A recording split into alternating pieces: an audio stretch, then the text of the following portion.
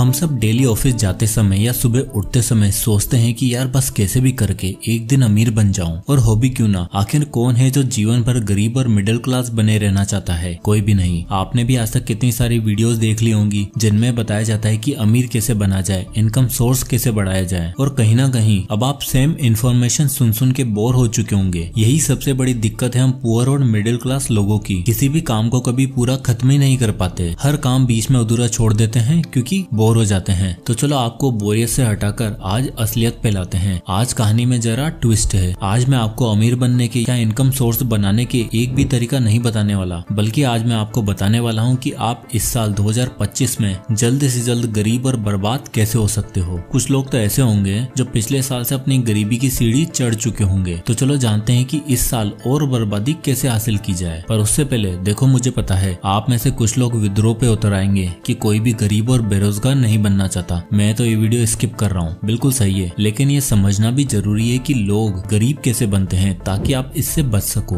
आपको जब तक अपनी करी हुई गलतियों का पता नहीं होगा तो आप उसे अवॉइड कैसे करोगे। तो चलिए जानते हैं बर्बादी की 10 निशानियां जिन्हें आपको इस साल करना है। बर्बादी नंबर 1, क्लोज योर माइंड। देखो, अगर आप यहाँ तक पहुँच गए हो तो कांग्रेचुलेशन, आपने गरीब और बर्बाद होने का पहला और सबसे बड़ा तरीका अवॉइड कर लिया है, जो है क्लोज योर माइंड। हम मिडिल क्लास लोगों की सबसे बड़ी प्रॉब्लम ये है कि हम चीजें देखते हुए भी उन्हें इग्नोर करते हैं और दिमाग बंद कर बैठ जाते हैं। और स्पेशली जब बात होती है पैसों की, तो इस बंद दिमाग के ताले की चाबी कहाँ खो जाती है समझ ही नहीं आता। और सच तो ये है कि 21वीं शताब्दी में भी कई लोग ऐसे हैं जो फाइनेंशियल एजुकेशन, फाइनेंशियल फ्रीडम जैसी चीजों से अनजान है। देखो, फाइनेंशियल एजुकेशन का मतलब सिर्फ ये नहीं कि स्टॉक मार्केट सीख लिया, ट्रेडिंग करें, किसी फाइनेंशियल इंस्टीट्यूशन के बारे में जानकारी हासिल कर लें, बल्कि फाइनेंशियल एजुकेशन का सिंपल और सरल सा मीनिंग है अपने पास रखे पैसे को कैसे मैनेज करना है और उससे वेल्थ कैसे बनाए। और अगर आपके पास इतनी नॉलेज नहीं है या कोई रोड मैप नहीं है तो आप फाइनेंशियली इलिटरेट हो। कुछ लोगों का मानना है कि यार ये सब नॉलेज वॉलेज हम गरीब लोगों के बस की बात नहीं है, हमसे तो नहीं हो पाएगा। तो चलो आपको रोनाल्ड रीड की कहानी सुनाते हैं। ये इंसान एक गरीब परिवार से था और अपनी पूरी जिंदगी इसने एक गैस स्टेशन अटेंडेंट और जेनिटर की नौकरी करी। और 92 की एज में जब इनकी डेथ हुई तब जानते हो इनके पास कितनी वेल्थ थी? $8 मिलियन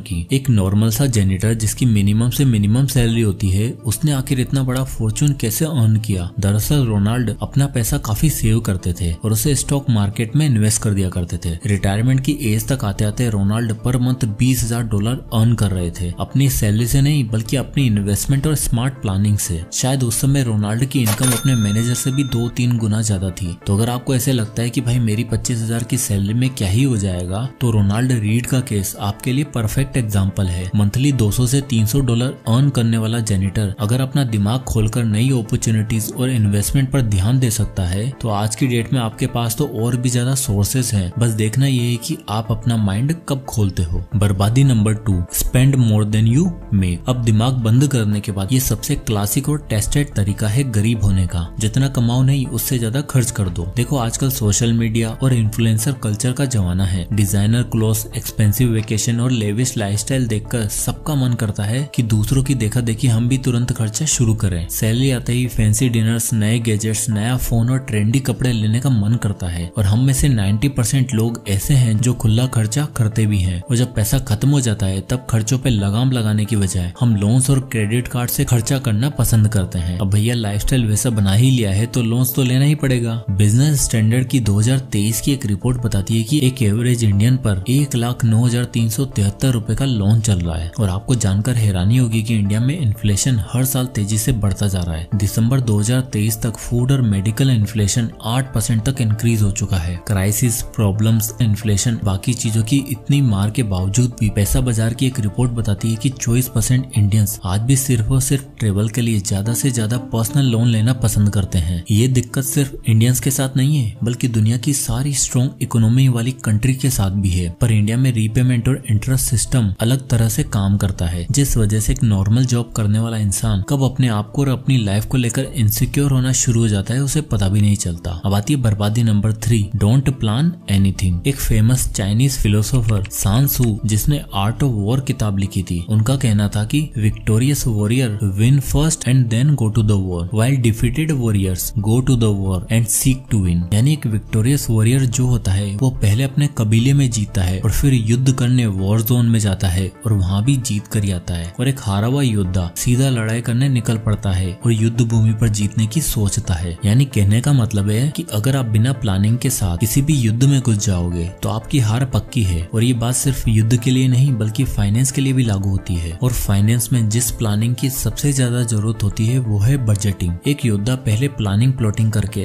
अल्टरनेट डिसाइड करके 2, 3, 4 जितनी स्ट्रेटेजीज हो सके उन्हें बनाकर युद्ध करने निकलता है। ठीक उसी तरह हमें भी खर्चा करने से पहले एक बजट बनाना बहुत जरूरी होता है। नीड्स, वांट्स और सेविंग्स पर ध्यान देना होता है ताकि आप मैनेज्ड अमाउंट में खर्चा कर पाओ। आपको पता होना चाहिए कि अगर एक दिन में आप ट्रांसपोर्टेशन के लिए 300 रुपए खर्च कर रहे हो और महीने के 26 दिन ऑफिस जाते हो तो एक महीने में आप ट्रांसपोर्टेशन पर 7,800 रुपए लगाने वाले हो। अब आप देखो ये आपकी सैलरी का कितना परसेंटेज हिस्सा है, और अगर ये ज्यादा है तो कोई इससे बेटर अल्टरनेटिव ढूंढो, प्लान बी बनाओ और पैसा बचाओ। ठीक इसी तरह ग्रोसरी और ऑनलाइन फूड ऑर्डरिंग का खर्चा कैलकुलेट करो और अपनी सेविंग बढ़ाने पर भी ध्यान दो। पर अगर आप ऐसा नहीं कर रहे हो तो आप इस साल भी खर्चे, लोन्स और स्ट्रेस के ट्रैप में फंसते जाओगे। बर्बादी नंबर 4, डेवलप एडिक्शन। अब अगर आपको मजे के साथ साथ जल्दी गरीब बनना है तो आपको डेवलप करना होगा एडिक्शंस। ड्रग्स, अल्कोहल, गैम्बलिंग और सभी तरह की गलत आदतें हमारी लाइफ और हमारे वॉलेट दोनों के लिए हानिकारक हैं। किसी ने बहुत ही खूब कहा है, अगर पैसा जल्दी गंवाना है तो जुए की लत लगा लो, तुरंत से सड़क पर आ जाओगे और पता भी नहीं चलेगा। एडिक्शन किसी भी चीज का हो, ड्रग्स का, अल्कोहल का या गैम्बलिंग का, एक बार अगर आपको लग गया तो इससे हट पाना बहुत ही मुश्किल हो जाता है। एग्जाम्पल के लिए गैम्बलिंग ही देख लो। 1000 की लॉटरी के लिए लोग 100 रुपए करके बैट लगाने चाहते हैं और लगाते रहते हैं, और हो सकता है 8वीं 9वीं बार में जाकर लॉटरी लग भी जाए तो आप इसे लक कहोगे या बेवकूफी। भाई 900 रुपए खर्च करके 1000 रुपए जीता, पर एक एडिक्शन वाला इंसान इसे भी अपनी जीत समझकर फिर से नई लॉटरी के लिए खर्चा करना शुरू कर देता है। और एक दिन ऐसा आता है जब वो इंसान अपना सब कुछ जीरो कर बैठता है और बेहद गरीब हो जाता है। वेस्ट कलेक्ट करने वाला माइकल कैरल ने 9.7 मिलियन यूरो की लॉटरी जीती थी, लेकिन उसने अपना सारा पैसा लग्जरी स्पेंडिंग, अल्कोहल, ड्रग्स और बुरी एक्टिविटीज में लगा दिया। और हुआ ये कि 8 साल के अंदर अंदर वो वापस गरीब हो गया और अपने कूड़ा इकट्ठा करने के काम पर वापस से लग गया। यानी ये एक ऐसी रोड है जहाँ लॉन्ग टर्म में रिग्रेट्स के अलावा आपको कुछ भी हासिल नहीं होगा। बर्बादी नंबर 5, फोमो। फोमो यानी फियर ऑफ मिसिंग आउट। ये एक ऐसी फिलोसफी है जहाँ आपको लगता है कि बाकी सब एक अपॉर्चुनिटी का फायदा उठा रहे हैं और सिर्फ आप ही हो जो इससे दूर हो, और इसी फियर की वजह से आप ऐसी चीजों में पैसा डाल देते हो जिसका आपको बिल्कुल भी ज्ञान नहीं है, और क्योंकि सिर्फ बाकी लोग कर रहे हैं तो उनकी देखा देखी भी आप खर्चा करना शुरू कर देते हो। ऐसा अक्सर होता है जब हम ऑनलाइन एप्स पर दिवाली सेल देखते हैं, शॉप्स के आगे बिग डिस्काउंट देखते हैं, या कोई नया प्रोडक्ट या कोई नई मूवी लॉन्च होती है। तब दिवाली सेल पर तो लोग ऐसा महसूस करते हैं जैसे उनका खर्चा बहुत जरूरी है, वरना फ्लिपकार्ट और अमेजन वालों के साथ कोई अनहोनी हो जाएगी। और बाकी लोग भी प्रमोट ऐसे करते हैं जैसे इसके बाद सामान ऑनलाइन मिलना ही बंद हो जाएगा, और इसी फोमो में आकर लोग घर की भरी हुई अलमारियों को और भर देते हैं। बहुत से लोग सिर्फ इस फोमो के चक्कर में बिना रिसर्च किए, डिस्कस किए पैसा लगा देते हैं और बाद में पछताते रहते हैं। वाती बर्बादी number 6, get rich quick scheme. जल्दी अमीर बनने की सोच हर किसी के दिमाग में होती है, लेकिन असलियत तो ये है कि 99% गेट रिच क्विक स्कीम बस हमारा पैसा डुबाने के लिए बनी होती है। ये स्कीम्स आपको रिटर्न का सपना दिखाकर आपसे पैसा तो ऐंठ लेती हैं, मगर आपको निराशा के अलावा कुछ हाथ नहीं लगता। बर्नी मैडॉफ पोंजी स्कीम इसका एक परफेक्ट एग्जाम्पल है। इसमें इन्वेस्टर को बोला जाता है कि उनको टाइम के साथ बेहतर और हाई रिटर्न मिलेंगे, बस आपको इतना करना है कि पैसा इन्वेस्ट करके एक एक टोकन लेना है। बाकी जब आप अपना पैसा लेना चाहो तो ये टोकन दिखाकर पैसा वापस ले सकते हो, यानी बिल्कुल कोई भी रिस्क नहीं है। लेकिन ये इंसान लोगों को टोपी पहनाने के अलावा और कोई काम नहीं करता था। जैसे ही इसके पास नए इन्वेस्टर से पैसा आता, ये उसी पैसों से पुराने इन्वेस्टर को रिटर्न दे दिया करता, दिखाने के लिए कि मैं लोगों को इंटरेस्ट देता हूँ, और वो भी हायर इंटरेस्ट। और जब ये स्कीम कोलैप्स हुई तो हजारों लोगों ने अपनी लाइफ की सेविंग्स खो दी। इसलिए अगर कोई स्कीम आपसे कहे कि बिना एफर्ट के जल्दी अमीर बन सकते हो तो 99% चांस है कि आपका वो पैसा डुबाने वाली है। इसलिए किसी भी स्कीम में पैसा लगाने से पहले थोड़ी कैलकुलेशन करो और अपने आप को जल्दी गरीब होने से बचाओ। बर्बादी नंबर 7,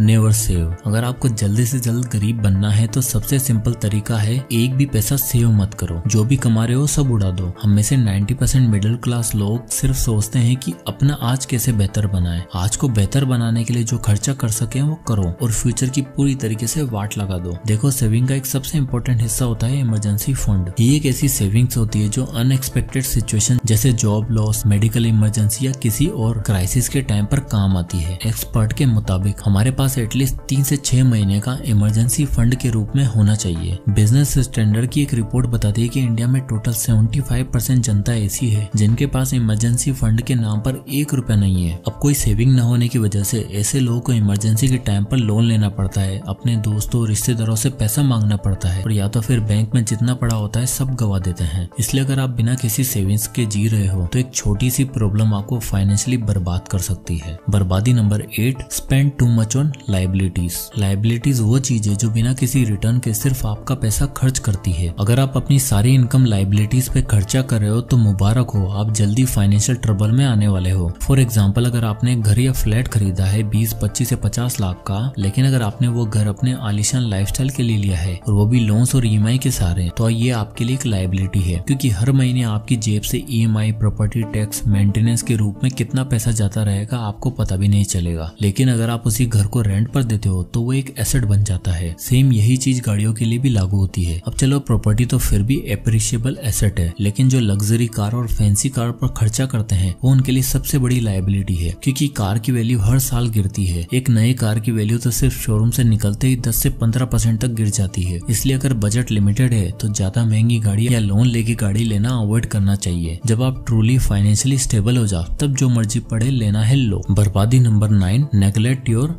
हेल्थ। अगर हम ऐसी कंट्री में रहते हैं जहाँ फ्री हेल्थ केयर नहीं है और अगर है भी तो वो इतना इफेक्टिव नहीं है, तो ऐसे में अपनी हेल्थ को इग्नोर करना आपके लिए बहुत महंगा साबित हो सकता है। WHO के मुताबिक इंडिया में सबसे ज्यादा डायबिटिक पेशेंट्स हैं। यहाँ लगभग 77 मिलियन लोग जो 18 साल से ऊपर हैं वो टाइप 2 डायबिटीज के शिकार हैं। ICMR की एक रिपोर्ट बताती है कि इंडिया में 1 लाख में से कम 100 लोगों को कैंसर की बीमारी है। ये बीमारियां जंक फूड्स, शुगर ड्रिंक्स, नींद की कमी और अनहेल्थी लाइफस्टाइल की वजह से होती है, जिसे इग्नोर करना बहुत महंगा पड़ सकता है। इसलिए हेल्थ और लाइफ इंश्योरेंस जैसी चीजों से अपने आप को हमेशा प्रोटेक्टेड रखो और अपनी हेल्थ का अच्छा खासा ध्यान रखो, क्योंकि किसी ने सही कहा है, हेल्थ इज वेल्थ। बर्बादी number 10, keep your surroundings negative. आपके सोशल सर्कल का आपकी सक्सेस और फेलियर पे बहुत बड़ा इम्पैक्ट पड़ता है। अगर आप हमेशा ऐसे लोगों के बीच रहोगे जो बस कंप्लेन करते हैं तो खुद भी वैसे ही बन जाओगे। अगर आपके पास सिर्फ ऐसे लोग हैं जो ड्रग्स, अल्कोहल या गैम्बलिंग में लगे हुए हैं तो आप भी धीरे धीरे उसी डायरेक्शन में चले जाओगे। इसका एक परफेक्ट एग्जाम्पल है टाइगर वुड्स। जब तक वो डिसिप्लिन थे तब तक वो दुनिया के बेस्ट गोल्फर थे, लेकिन जब उन्होंने ऐसे लोगों से दोस्ती करनी शुरू की जो गैम्बलिंग और पार्टिंग में इन्वॉल्व थे, तब से उनका करियर धीरे धीरे गिरने लगा। एक कहावत है, अगर आप रूम के सबसे स्मार्ट इंसान हो तो आप गलत रूम में हो। मतलब हमेशा ऐसे लोगों के साथ रहो जो आपको नई नई चीजें सिखाएं और इंस्पायर करें। तो ये थे 10 सबसे फास्ट तरीके गरीब बनने के। अगर आप सच में फाइनेंशियली स्टेबल बनना चाहते हो तो इन सब चीजों को अवॉइड करो। अमीरी सिर्फ पैसा कमाने से नहीं आती, बल्कि उसे संभाल के रखने और स्मार्ट डिसीजन लेने से आती है। बहुत लोग अमीर बनते हैं लेकिन उन्हीं गलतियों की वजह से सब कुछ खो भी देते हैं। तो अगर आप इनमें से एक भी गलती कर रहे हो तो आज ही रुक जाओ और अपना ये साल 2025 अच्छा बनाओ। जय हिंद।